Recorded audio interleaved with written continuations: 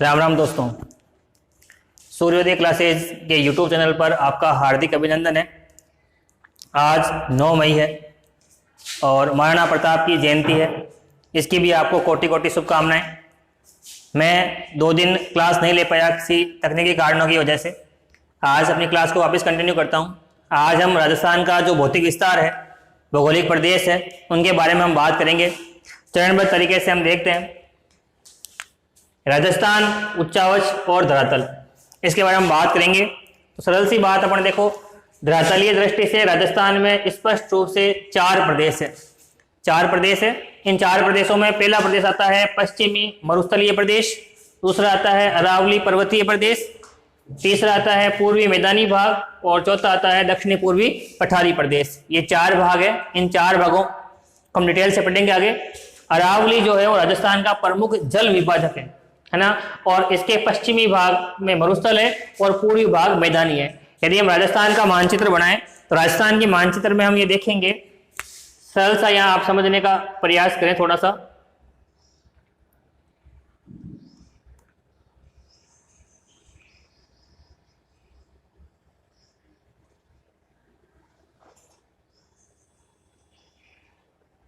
ये यहाँ से अपनी अरावली निकलेगी। अरावली का इधर वाला जो भाग होगा ये इसका पश्चिमी भाग है और ये इसका पूर्वी भाग है। पश्चिमी भाग पूरा मरुस्थलीय है और पूर्वी भाग पूरा मैदानी है। पश्चिमी भाग पूरा मरुस्थलीय भाग है और पूर्वी भाग पूरा मैदानी भाग है। आगे हम देखें प्राकृतिक विविधता के आधार पर, जो प्राकृतिक विविधता है उस प्राकृतिक विविधता के आधार पर धरातलीय दृष्टि से राजस्थान के प्रमुख भाग और जो उपभाग है उनके बारे में हम बात करते हैं। यहाँ एग्जाम के पॉइंट ऑफ व्यू से थोड़ा महत्वपूर्ण है, थोड़ा सा गौर करें इस पे। पश्चिमी मरुस्थलीय प्रदेश जो है, ये पश्चिमी मरुस्थलीय प्रदेश में इसका उपभाग है शुष्क रेतीला प्रदेश, लूनी जमुई का मैदान, शेखावटी प्रदेश और गग्गर का मैदान।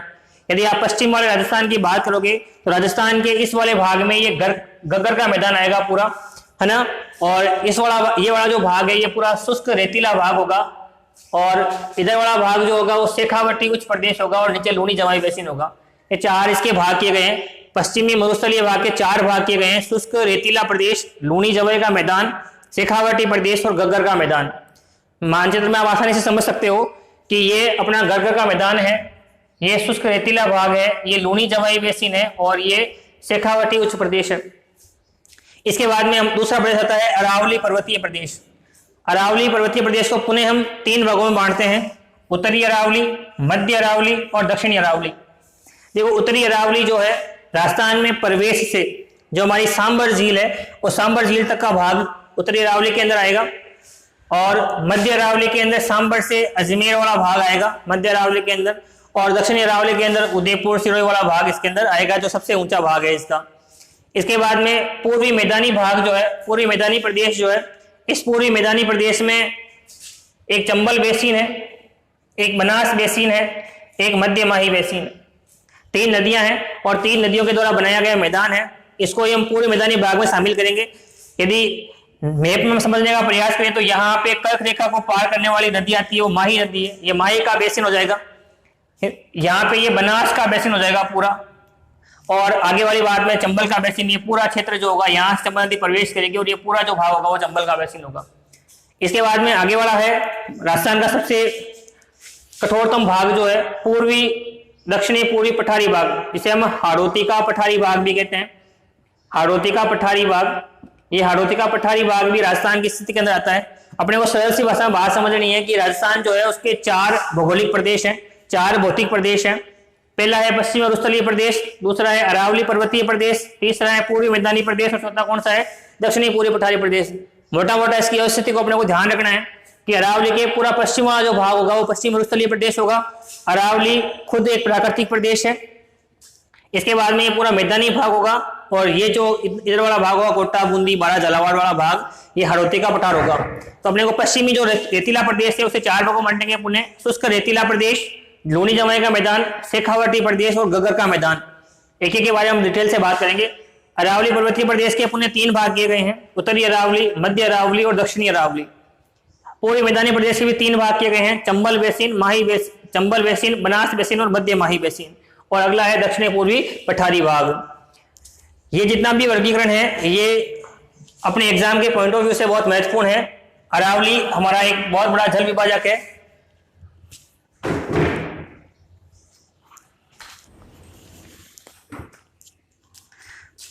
आगे अपना पश्चिमी मरुस्थलीय प्रदेश। ये जो मरुस्थलीय प्रदेश है हमने 4 भाग पढ़े। पश्चिमी मरुस्थलीय प्रदेश, अरावली प्रदेश, पूर्वी मैदानी भाग और उसके बाद में दक्षिणी पूर्वी पठारी भाग। तो इसमें आएगा पश्चिमी मरुस्थलीय प्रदेश। पहले जो है वो शुरू करते हैं हम।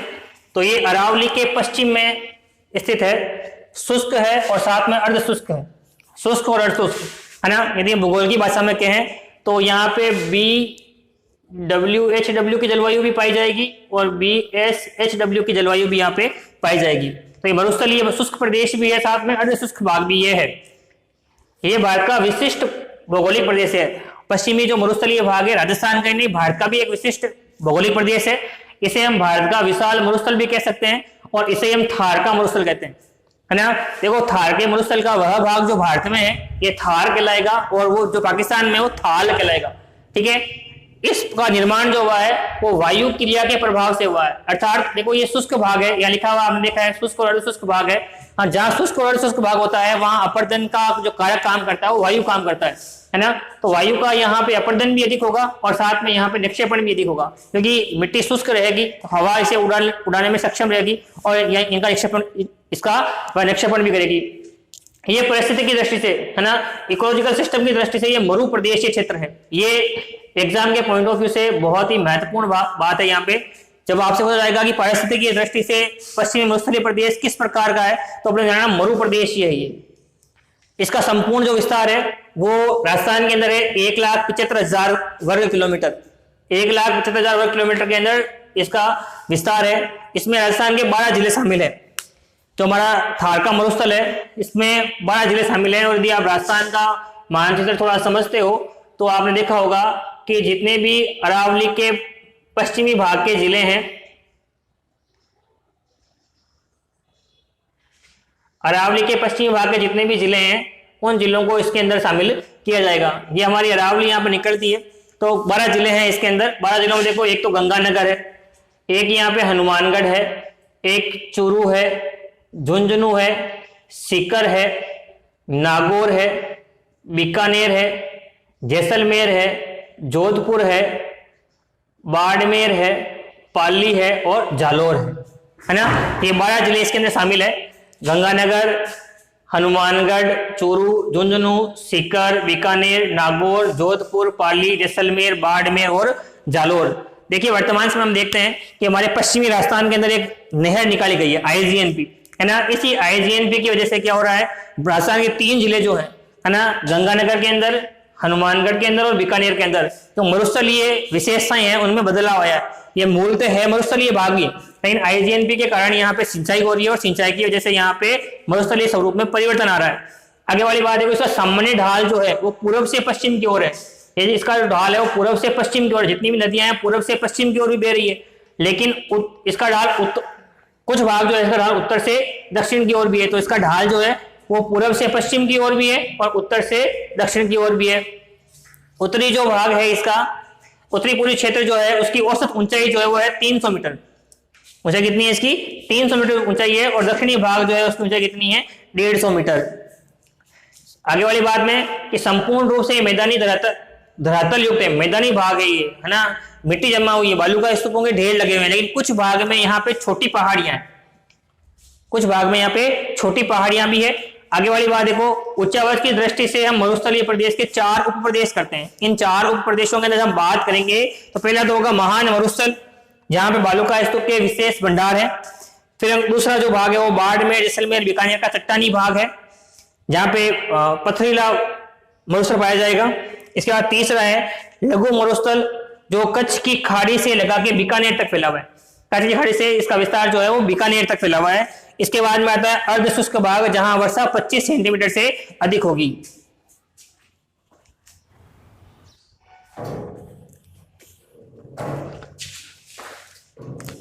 आगे पश्चिमी मरुस्थलीय प्रदेश में पर्मियन कार्बोनिफेरस काल के अंदर समुद्र का विस्तार था। समुद्र का विस्तार था। ये सवाल एग्जाम में बहुत बार आया हुआ है ना, कि हमारा जो पश्चिम मरुस्थलीय भाग है इसके अंदर खारापन है, और खारेपन का जो मिल रहा है वो समुद्र की रेत जैसा मिल रहा है, और बहुत सारे अवशेष मिले। आगे हम पढ़ेंगे कि जैसलमेर के अक्कल के अंदर जीवाश्म मिले हैं, समुद्र जीवाश्म मिले हैं। तो ये कब तक यहाँ पे समुद्र था? ध्यान रखना, परमियन कार्बोनिफेरस काल में यहाँ पे समुद्र का विस्तार था। ये बहुत बार एग्जाम आया हुआ है, परमियन कार्बोनिफेरस नाम आपको याद रखना है कि पश्चिम मरुस्थलीय भाग में परमियन कार्बोनिफेरस युग के अंदर समुद्र का विस्तार था।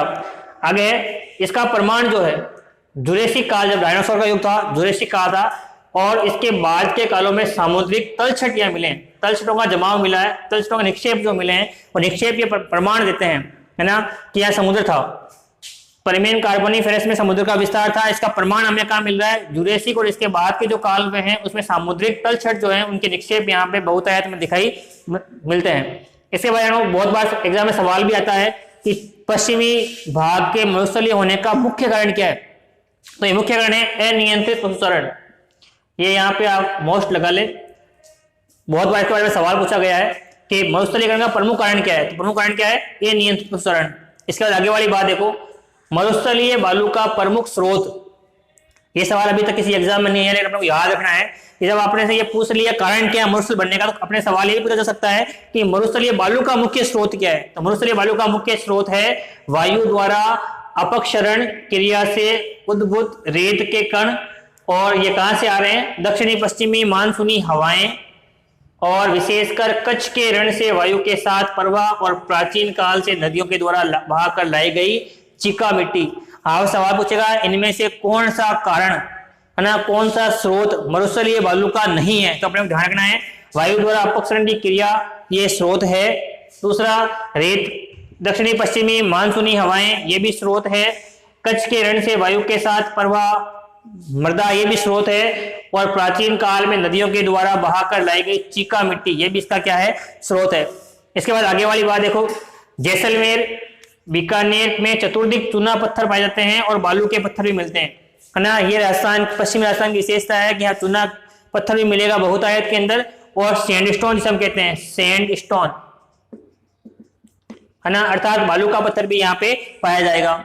सेल दृश्यांश में यानी चट्टाने हैं, उन चट्टानों के अंदर कांग्लोमेरेट, बालू का पत्थर, नीस, सिस्ट, ग्रेनाइट आदि प्रमुख खनिज मिलेंगे, और जितनी भी यहाँ की चट्टाने हैं उन चट्टानों में बालू धरातल में ही विकसित हुई है ना। यहाँ की चट्टानों का मुख्य स्रोत है बालू का धरातल, है ना। आज अपन ने ये पढ़ा है पश्चिमी मरुस्थलीय भाग, पश्चिमी मरुस्थलीय प्रदेश पढ़ा है। आगे इसके बारे में जो जानकारी है वो कल की क्लास में लेंगे। यदि मेरे द्वारा दी गई जानकारी आपको समझ में आ रही है तो इस चैनल को सब्सक्राइब करें और नीचे बेल आइकन को प्रेस करें। राम राम।